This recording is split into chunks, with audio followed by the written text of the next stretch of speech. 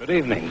The television and radio stations of the United States and their affiliated stations are proud to provide facilities for a discussion of issues in the current political campaign by the two major candidates for the presidency. The candidates need no introduction. The Republican candidate, Vice President Richard M. Nixon, and the Democratic candidate, Senator John F. Kennedy. According to rules set by the candidates themselves, each man shall make an opening statement of approximately 8 minutes duration and a closing statement of approximately 3 minutes duration. In between, the candidates will answer or comment upon answers to questions put by a panel of correspondents. In this, the first discussion in a series of 4 joint appearances, the subject matter has been agreed will be restricted to internal or domestic American matters. And now for the first opening statement by Senator John F. Kennedy. Smith, Mr. Nixon. In the election of 1860, Abraham Lincoln said the question was whether this nation could exist half slave or half free. In the election of 1960, and with the world around us, the question is whether the world will exist half slave or half free, whether it will move in the direction of freedom, in the direction of the road that we are taking, or whether it will move in the direction of slavery. I think it will depend in great measure upon what we do here in the United States, on the kind of society that we build, on the kind of strength that we maintain. We discussed tonight domestic issues, but I would not want that to be any implication to be given that this does not involve directly our struggle with Mr. Khrushchev for survival. Mr. Khrushchev is in New York, and he maintains the communist offensive throughout the world because of the productive power of the Soviet Union itself. The Chinese communists have always had a large population, but they are important and dangerous now because they are mounting a major effort within their own country. The kind of country we have here, the kind of society we have, the kind of strength we build in the United States will be the defense of freedom. If we do well here, if we meet our obligations, if we're moving ahead, then I think freedom will be secure around the world. If we fail, then freedom fails. Therefore, I think the question before the American people is, are we doing as much as we can do? Are we as strong as we should be? Are we as strong as we must be if we're going to maintain our independence? And if we're going to maintain and hold out the hand of friendship to those who look to us for assistance, to those who look to us for survival? I should make it very clear that I do not think we're doing enough, that I am not satisfied as an American with the progress that we're making. This is a great country, but I think it could be a greater country. And this is a powerful country, but I think it could be a more powerful country. I'm not satisfied to have 50% of our steel mill capacity unused. I'm not satisfied when the United States had last year the lowest rate of economic growth of any major industrialized society in the world, because economic growth means strength and vitality. It means we're able to sustain our defenses.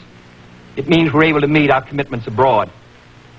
I'm not satisfied when we have over $9 billion worth of food, some of it rotting, even though there is a hungry world, and even though 4 million Americans wait every month for a food package from the government, which averages 5 cents a day per individual. I saw cases in West Virginia, here in the United States, where children took home part of their school lunch in order to feed their families, because I don't think we're meeting our obligations towards these Americans. I'm not satisfied when the Soviet Union is turning out twice as many scientists and engineers as we are. I'm not satisfied when many of our teachers are inadequately paid, or when our children go to school part-time shifts. I think we should have an educational system second to none. I'm not satisfied when I see men like Jimmy Hoffa in charge of the largest union in the United States, still free. I'm not satisfied when we are failing to develop the natural resources of the United States to the fullest. Here in the United States, which developed the Tennessee Valley and which built the Grand Coulee and the other dams in the northwest United States, at the present rate of hydropower production, and that is the hallmark of an industrialized society, the Soviet Union by 1975 will be producing more power than we are. These are all the things, I think, in this country that can make our society strong or can mean that it stands still. I'm not satisfied until every American enjoys his full constitutional rights.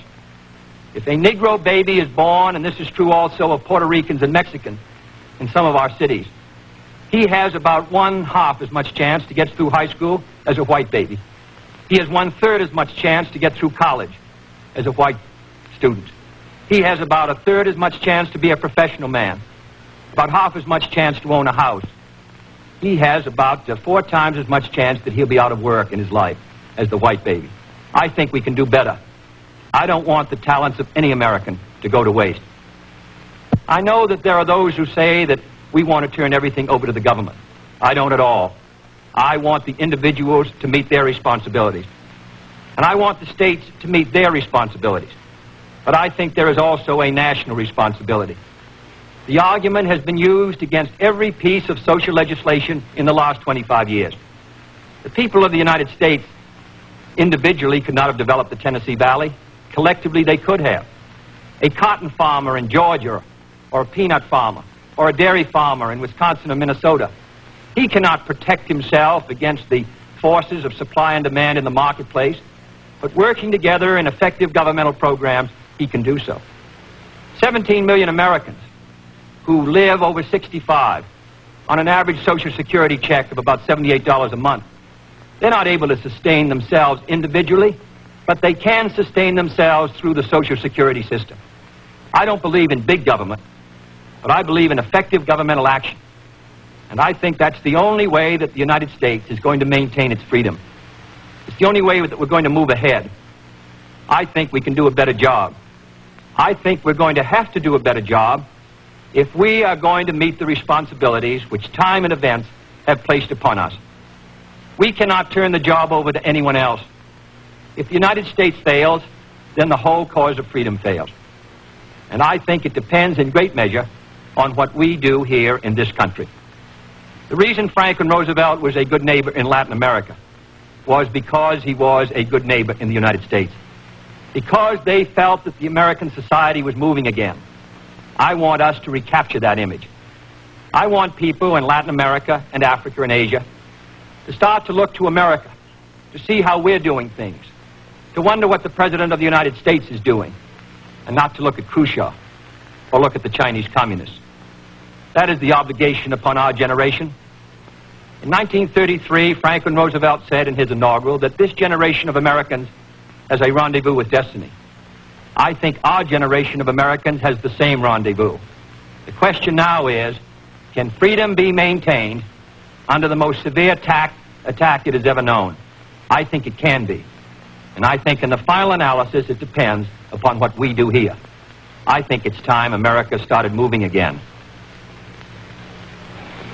And now the opening statement by Vice President Richard M. Nixon. Mr. Smith, Senator Kennedy, the things that Senator Kennedy has said, many of us can agree with. There is no question but that we cannot discuss our internal affairs in the United States without recognizing that they have a tremendous bearing on our international position. There is no question but that this nation cannot stand still because we are in a deadly competition, a competition not only with the men in the Kremlin, but the men in Peking. We're ahead in this competition, as Senator Kennedy, I think, has implied. But when you're in a race, the only way to stay ahead is to move ahead. And I subscribe completely to the spirit that Senator Kennedy has expressed tonight, the spirit that the United States should move ahead. Where then do we disagree?